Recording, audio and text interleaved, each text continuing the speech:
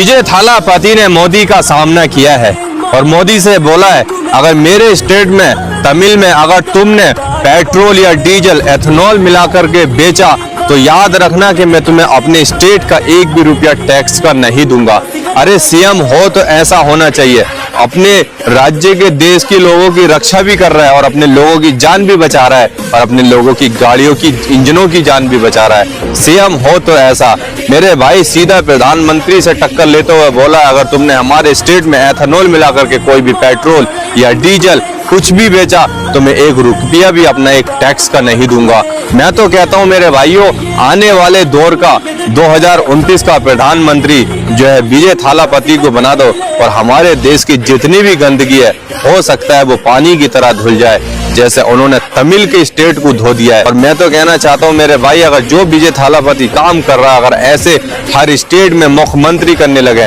और देश का प्रधानमंत्री करने लगे तो मेरे भाई हमारा देश दुनिया से कहीं आगे होगा, ना कि पीछे।